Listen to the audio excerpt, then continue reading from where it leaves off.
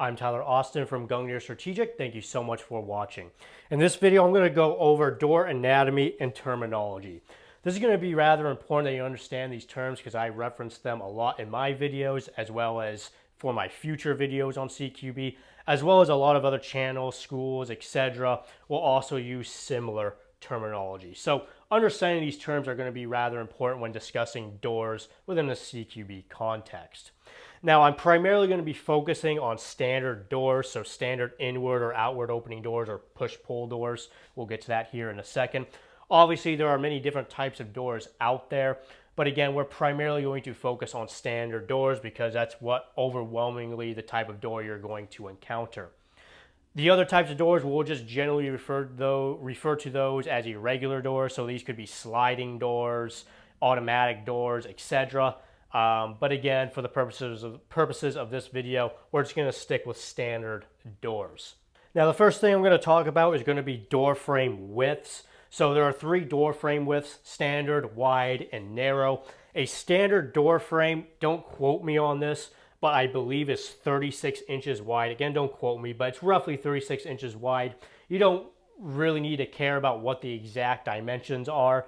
Regardless, if you go up to a standard door, you know it's of normal width. It's a standard width door frame. With a narrow door frame, it's going to be noticeably narrower than your standard door frame. And you're primarily going to see those in residential buildings. And they generally lead to smaller rooms such as a small closet or a small bathroom, etc.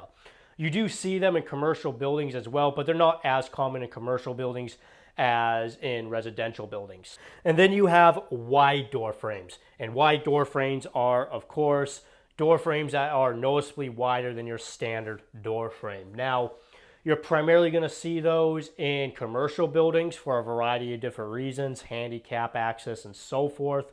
Not as much in residential buildings. If it is in a residential building, it will generally be like the front door or something similar, or a main entry point into the building.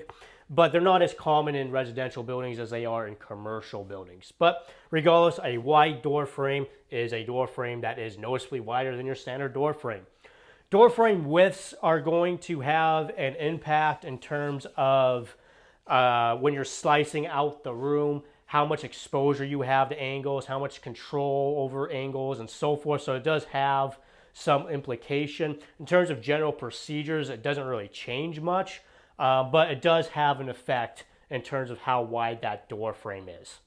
So when talking about standard doors, we're going to run into two different types: push or inward opening doors, or a pull door or an outward opening door. This is pretty self-explanatory. So in order for me to open a push door or an inward opening door, I'm going to push the door and it opens inward into the room, i.e. a push door or an inward opening door.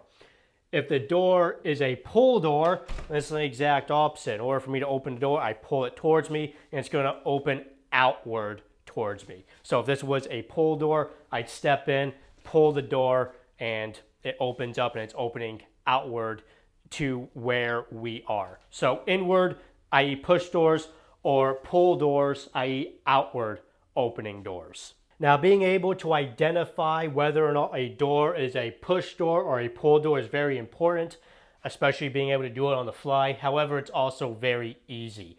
So for a push door, the door will be inset into the door frame, meaning it's not going to be flush, it's going to be inset, as well as you cannot see the hinges. So if you can't see the hinges and the door is inset, it's going to be a push door. Now, if the door is more or less flush with the door frame and you can see the hinges, that is going to indicate that the door is a pull door. So again, it's important that you're able to identify these on the fly and quickly, but it's also very easy to identify whether or not a door is a push or a pull door. All right, so moving on from there, doors are going to have both a strong side and a weak side.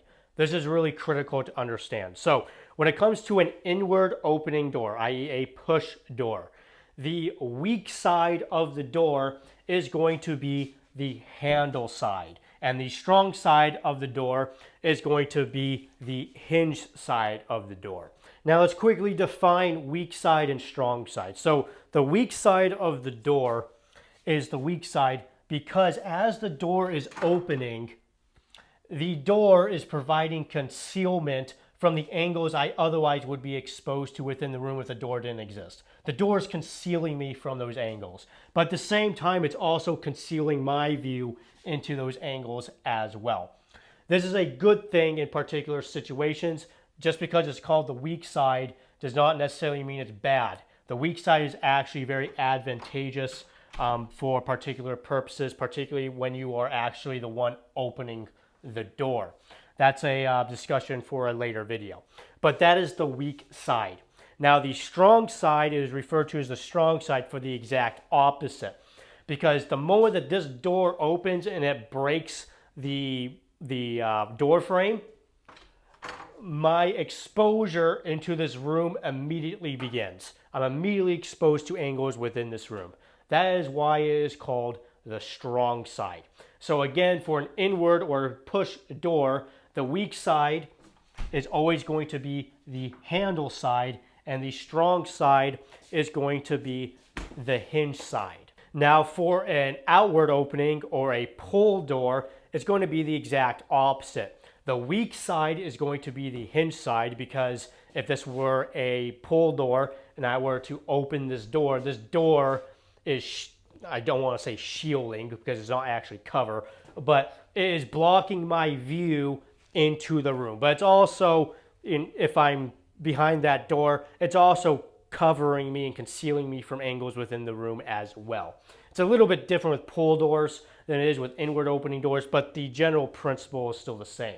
And the strong side is going to be the handle side for a pull door, because if I were here and either I open up the door or someone steps over and opens this door for me, the moment that door breaks this door frame, I'm again exposed to angles within the room immediately. So again, same principle, but it's opposite sides depending on whether or not the door is inward opening, i.e. a push door, or outward opening, i.e. a pull door. Now you'll often hear the strong side of the door also referred to as the security side.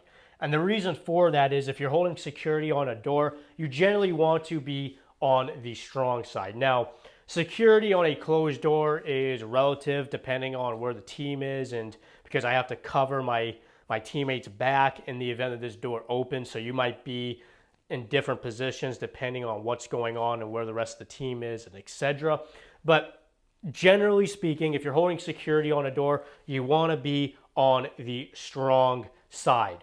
This is because, particularly for an inward opening door, if the door opens, I'm immediately able to see into the room and potentially the person opening the door.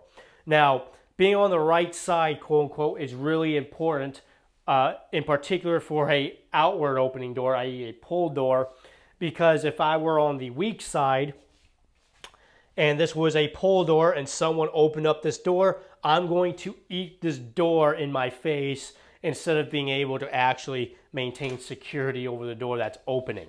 But again, you'll commonly hear the strong side also referred to as the security side, because when you're holding security on a door, you generally want to be on the strong side of the door.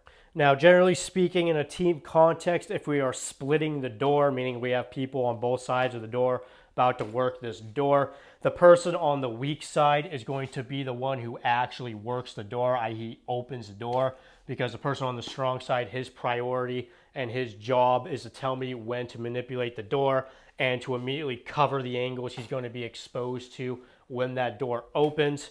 My job on the weak side is to open the door and get myself back in a safe position to regain full control of my weapon, and then begin to control the opposing side once the door opens up all the way and my exposure begins. Anyways, that's basic door anatomy and terminology. I hope you found this video helpful and informative. If you did, please like and subscribe. I'm Tyler Austin from Gungnir Strategic. Thank you so much for watching.